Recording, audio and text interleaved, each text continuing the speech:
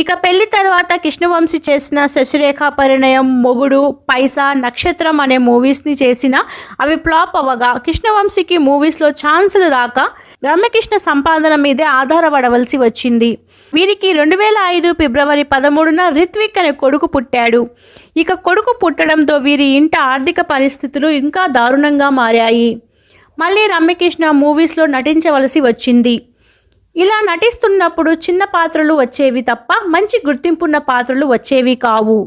దీంతో రమ్యకృష్ణ భర్తని హైదరాబాద్లో పెట్టి తను చెన్నైకి వెళ్ళి తమిళ్ సీరియల్స్లో నటించడం మొదలుపెట్టింది.